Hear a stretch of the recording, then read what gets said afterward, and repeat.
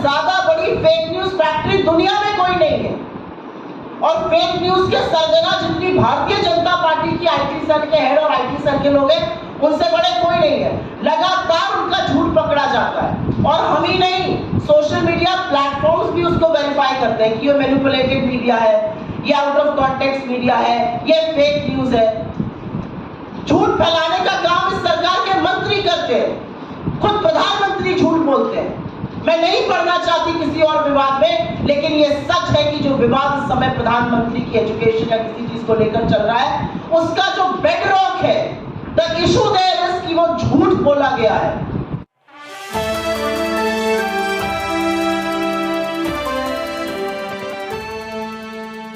Cloud news. हम ED जा रहे थे, हमारे सांसद 200 सांसदों को 2000 पुलिस फोर्स रोकता है। हम संसद में जहां धरना करते हैं वहां पर मार्शल्स आते हैं, हमारे माइक बंद कर दिए जाते हैं और विपक्ष की सबसे मजबूत और प्रखर आवाज को विपक्ष के ही नहीं सदन से ही निष्कासित कर दिया जाता है। एक मैच फिक्स करके, एक रिवर्स इंजीनियरिंग करके। राहुल गांधी जी ने 7 फरवरी को सवाल पूछे अडानी पर और उनकी आवाज को बंद करने का काम लगा मोदी सरकार को कि वो कर देगी, लेकिन असलियत ये है कि जब समूचा विपक्ष एक साथ खड़ा होता है तो सरकार बौखला जाती है। राहुल जी के सवालों से ये सरकार बैकफुट पर है और इसीलिए अब हर उस आवाज का दमन करना चाहती है जो खड़े होकर इनसे सवाल पूछेगा। एक भी सवाल इनसे अनकंफर्टेबल पूछ लीजिए, बेरोजगारी, महंगाई, आर्थिक असमानता, किसानों की दुर्दशा, चीन का अतिक्रमण और सबसे बड़ा मुद्दा अडानी महाघोटाला। ये सरकार अब हर उस आवाज का दमन करने को तैयार है जो इस तरह के सवाल पूछेगा या तथ्यों को सामने लाएगा।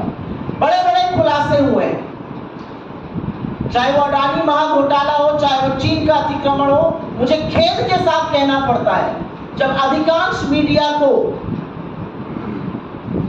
पीएमओ का एक चपरासी व्हाट्सएप के माध्यम से चलाने की जरूरत करता है तो alternate media, digital media, social media पर खबरें आती हैं।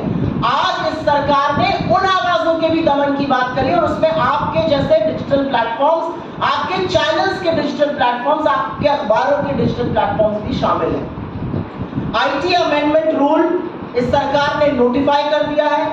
ये जनवरी में ड्राफ्ट निकाला गया था और कंसल्टेशन की बात करी गई थी। कोई व्यापक चर्चा इस पर नहीं हुई। जो स्टेक होल्डर्स हैं वो संतुष्ट नहीं है उस चर्चा से, उसके बाद भी रातों रात इसको नोटिफाई कर दिया जाता है। ये आईटी अमेंडमेंट रूल तब नोटिफाई किए जा रहे हैं जब आईटी एक्ट 2021 की ऑलरेडी कोर्ट्स में है, सुप्रीम कोर्ट के सामने है। सुप्रीम कोर्ट को अभी उस पर चर्चा करनी है और उसका संज्ञान लेना है। तो ऐसी क्या जल्दी है? और अब जो जनवरी में आया था उसमें फेक न्यूज के खिलाफ पीआईबी फैक्ट चेक करेगा। अब और भी बड़ी बात कह दी गई है, फेक न्यूज या मिस इन्फॉर्मेशन जो सेंट्रल गवर्नमेंट के खिलाफ है उस पर एक इंडिपेंडेंट यूनिट जो सरकार के अंतर्गत रहेगी, बॉडी, वो फैक्ट चेक करेगी। सरकार ही कोतवाल है, सरकार ही मुजरिम है, सरकार ही जज है, सरकार ही सब कुछ अपने बारे में करेगी। तो अगर आप कोई सवाल सरकार से उठाते हैं जो कि असहज है, तो अब ट्विटर, फेसबुक, यूट्यूब, व्हाट्सएप, तमाम ऐसे प्लेटफॉर्म्स को सरकार ने अपने आप को एक एकाधिकार दे दिया, एक छत्र राज दे दिया है कि वो उनसे कहकर उस न्यूज को हटा सकते हैं। लेकिन ज्यादा कुछ कहने से पहले सरकार के ट्रैक रिकॉर्ड की बात कर लेते हैं। आपको याद होगा 2019 में चुनाव के जस्ट पहले आप ही के एक साथी ने बहुत बड़ी एक स्टोरी लगाई थी कि हिंदुस्तान में बेरोजगारी 35 साल में सबसे ऊपर है। सरकार की फैक्ट चेक यूनिट ने उसको फेक न्यूज बताया था और 31 मई को जब मोदी जी शपथ ले रहे थे तो एनएसएसओ ने वो डेटा जारी किया और 45 साल में सबसे ऊपर बेरोजगारी थी। तो जिसको आप चुनाव के पहले फेक न्यूज बता रहे थे और उस डेटा को आपने एनएसएसओ को निकालने नहीं दिया, वो 3 महीने बाद डेटा भी सही था, खबर भी सही थी, सरकार को बचाने का काम खुद सरकार ने किया था फेक न्यूज के अंदर। रिपोर्टर्स कलेक्टिव ने एक स्टोरी करी मार्च में 2022 में और उन्होंने कहा कि आधार जो है वो मिड डे मील स्कीम्स के लिए, जो पोषण की स्कीम्स होती है बच्चों के लिए, वो मैंडेटरी कर दिया जाएगा। सरकार की यूनिट ने उसको जून में फेक न्यूज बताया कि ये फेक न्यूज है, और अगस्त में विमेन एंड चाइल्ड डेवलपमेंट ने एक नोटिस जारी किया और कहा कि आधार मैंडेटरी नहीं होगा। अगर वो फेक न्यूज थी तो आपको ऐसा क्यों करना पड़ा? सवाल सिर्फ इस बात का है। अगर वो फेक न्यूज थी तो आपको नोटिफिकेशन क्यों जारी करना पड़ा? तीसरी स्टोरी मैं बताती हूँ। गलवान में हमारे 20 जाबाजों की शहादत होती है। आप में से बहुत लोगों ने सोर्सेस के माध्यम से पुष्टि कराई, आपने स्टोरी चलाई कि 20 जाबाजों की शहादत हुई है, झड़प हुई है गलवान वैली में, और उस खबर को आप इस देश के सामने लाए।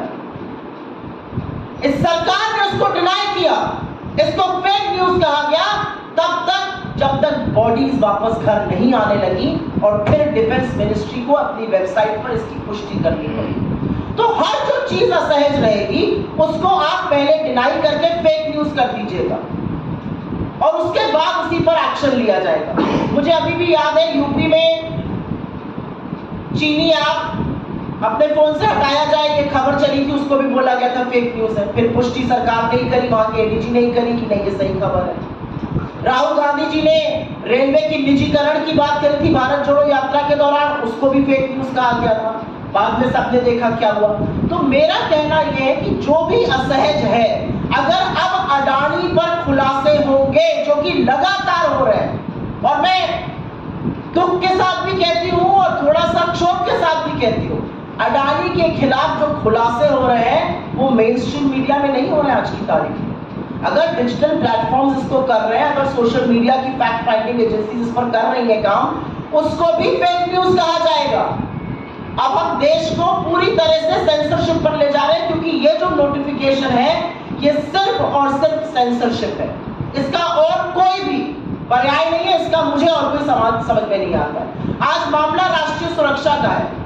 एक चीनी कंपनी अडानी के हर कॉन्ट्रैक्ट में सब कॉन्ट्रैक्टर है, वो दहेज से लेके कांडला, हजीरा, मुंद्रा हर पोर्ट पे घुसा हुआ है, उसको भी फेक न्यूज बता देंगे, उसके भी डिफेंस में आ जाएंगे। तो सवाल आज ये है कि क्या विपक्ष की आवाज को दबाते दबाते सरकार अब स्वच्छंद मीडिया, सरकार अब पूरी तरह से सेंसरशिप पर उतर आई है, और ये जरूरी है कहना। और अब ये जो एक बेतुकी बात कही है, fake news against central government, अगर ऐसा ही है तो सरकार को आईना भी दिखाना चाहिए। भारतीय जनता पार्टी से ज्यादा बड़ी फेक न्यूज फैक्ट्री दुनिया में कोई नहीं है, और फेक न्यूज के सरगना जितनी भारतीय जनता पार्टी की आईटी सेल के हेड और आईटी सेल के लोग हैं, उनसे बड़े कोई नहीं है। लगातार उनका झूठ पकड़ा जाता है, और हम ही नहीं, सोशल मीडिया प्लेटफॉर्म्स भी उसको वेरीफाई करते हैं कि ये मैनिपुलेटेड मीडिया है, ये आउट ऑफ कॉन्टेक्स्ट मीडिया है, ये फेक न्यूज है। झूठ फैलाने का काम इस सरकार के मंत्री करते हैं, खुद प्रधानमंत्री झूठ बोलते हैं। मैं नहीं पढ़ना चाहती किसी और विवाद में, लेकिन ये सच है कि जो विवाद इस समय प्रधानमंत्री की एजुकेशन या किसी चीज को लेकर चल रहा है, उसका जो बेडरॉक है, द इशू देयर इज कि वो झूठ बोला गया है। तो किसकी फेक न्यूज की बात करेंगे आप? एक व्यक्ति प्रशांत पटेल है, स्टैंडिंग काउंसिल है गोवा का, भाजपा का सदस्य। कल सुप्रीम कोर्ट ने उसको बोला कि आप लगातार फेक न्यूज फैलाते हैं, आप माफी मांगिए। इसके खिलाफ सरकार एक्ट करेगी। और ये जो रूल्स हैं, इनकी सबसे बड़ी खराबी ये है कि इसमें कोई भी जुडिशियल ओवरसाइट नहीं है। आपने प्लेटफॉर्म को बोल दिया, प्लेटफॉर्म को हटाना ही पड़ेगा। इसमें रेगुलेटरी मैकेनिज्म कोई नहीं है। और ये भी सच है कि डिजिटल प्लेटफॉर्म्स ने खुद से आगे बढ़कर एक सेल्फ रेगुलेटरी बॉडी बनाई है, जैसे कि प्रेस काउंसिल ऑफ इंडिया है, जैसे कि एनबीएसए है टीवी चैनल्स के लिए, ऐसी ही एक बॉडी उन्होंने भी बनाई है, self regulatory body. Self regulatory body बनाने की बात फैक्ट चेकर्स के लिए भी चल रही है। फैक्ट की आपको बड़ी चिंता है, लेकिन फैक्ट चेकर्स को जेल में डालना है। तो दिक्कत की बात यह है कि जब सरकार, एक हमारे शास्त्रों में कहा गया, निंदक नियरे राखिए। सरकार को ना निंदक पसंद है, ना निंदा पसंद है, ना स्पष्ट बात करने वाले पसंद है। आपको लगता है कि ये सारी चीजें करके आप विपक्ष को या इंडिपेंडेंट मीडिया को या सहज सवालों को दबा दीजिएगा, तो सच छुपाए नहीं छुपता है। ये अपने आप में एक बात है। मुझे ऐसा लगता है कि सरकार की समस्या ही ये है कि कोई सवाल ना पूछे। क्या सरकार ये जवाब दे सकती है कि Bharatiya Janata party 18,000 fake Twitter account को क्यों हैंडल करती है? क्या सरकार ये बात दे सकती है कि एक ही आईपी एड्रेस से 23 वेबसाइट, तमाम फेसबुक पेज भाजपा के क्यों चलते हैं, जो सीमिंगली इंडिपेंडेंट है लेकिन एक्चुअली प्रचार प्रसार प्रोपेगेंडा भाजपा का फैलाते हैं? अगर आप फेक न्यूज पर क्रैकडाउन कर रहे हैं तो सबसे पहले तो भारतीय जनता पार्टी के फेक न्यूज तंत्र पर क्रैकडाउन करिए, क्योंकि जो क्रैकडाउन करने का काम ministry of electronics and information technology ने आईटी अमेंडमेंट रूल नोटिफाई करके किया है, वो सिर्फ और सिर्फ इस आशय से किया गया है कि जो लोग सवाल पूछ रहे हैं वो डर के, धमका के उनको घर बिठाया जा सके। आप एक व्यक्ति को चुप करा दीजिएगा, आप 2 व्यक्ति को चुप करा दीजिएगा, लेकिन आज तो जनता खड़े होकर पूछ रही है कि ये सरकार, मोदी जी और उनके सारा तंत्र आज अडानी को बचाने पर क्यों तुला हुआ है। लेटेस्ट अपडेट पाने के लिए हमारे चैनल क्लाउड न्यूज को अभी लाइक करें, सब्सक्राइब करें और बेल आइकन दबाना बिल्कुल ना भूलें।